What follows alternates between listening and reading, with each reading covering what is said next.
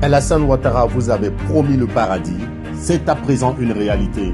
On a retrouvé le jardin d'Éden à San Pedro, où hommes et femmes se promènent nus paisiblement. Loin d'être des anges, ce sont plutôt des touristes nudistes, installés depuis le 1er novembre sur les plages du village de Kounoukou, dans la forêt classée de Monogaga. Ils sont protégés par des dizaines de corps habillés qui, 24 heures sur 24, fitent l'accès des villageois à leur site et interdit à quiconque de les filmer. Un jeune du village, soupçonné d'avoir violé cette règle, va se faire arrêter, occasionnant la colère des villageois, offusqués par les rituels de ces touristes qui bafouent les cimetières et les lieux sacrés, en plus de les empêcher d'aller où ils veulent dans leur propre village. Les blancs, venez voir, les blancs qui parlent la route noire, les blancs qui vont barrer la route, venez voir les blancs qui vont barrer la route, venez les voir, on vient barrer la route, mais c'est nous même on n'a pas la paix, les blancs viennent barrer la route ici, venez les voir. Il dit qu'il venait faire le reboisement, et lorsque tout ça a été débloqué, parce qu'on nous a dit, vous voyez les adorations, vous voyez ça la sorte de fétiche qu'ils le font ici, vous voyez les temples,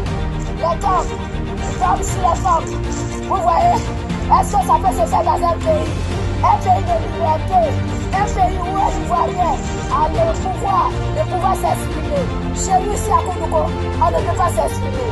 Lorsque nous nous exprimons, nous sommes tous des prisonniers. Si des mains obscures veulent cacher cette affaire, c'est peine perdue. Voilà les images exclusives de ces nudistes en villégiature. Pour les filmer en caméra cachée, on s'est fait passer pour des ouvriers durant des jours dans le village pour tromper la vigilance des forces de l'ordre et voir ce spectacle qui porte atteinte aux mœurs des populations locales. Ça fait tellement honte que on ne sait même pas comment parler de ça.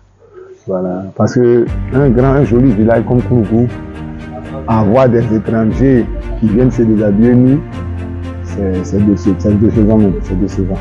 Et le chef du village, il fait de ce qu'il veut de notre village. Il fait de ce qu'il veut de notre village. Il se permet à accepter, signer des contrats avec un Libanais qu'on appelle Bilan, qui nous amène des sauvageries chez nous au village. Parfois même les enfants de 12 ans même parlent de ça. Et aujourd'hui là, ça fait honte. Hier, c'est parti au funérailles dans un autre village voisin qui est Popoko. Mais là-bas, moi je ne peux même pas soulever ma tête même pour parler. On me dit mon village, c'est un village de Oubi. Derrière cette affaire de mœurs, nous allons vous révéler, après 3 mois d'enquête, un véritable scandale au sommet de l'État, mêlant atteinte aux mœurs, mépris, abus, intimidation et répression des populations autochtones qui impliquent des chefs traditionnels locaux et un sulfureux opérateur économique dénommé Bilal Halal, qui s'est vu confier la restauration de près de 40 000 hectares de la forêt classée de Monogaga sans appel d'offres pour 20 milliards de francs CFA, sans trace et sur la base d'une convention introuvable, sans oublier le décès dissimulé d'un de ces touristes controversés. Un grand n'importe quoi autour de la mise en œuvre d'un projet pourtant noble pour l'environnement à l'heure de la COP29, la restauration de la forêt classée de Monogaga, détruite à 90%. Une enquête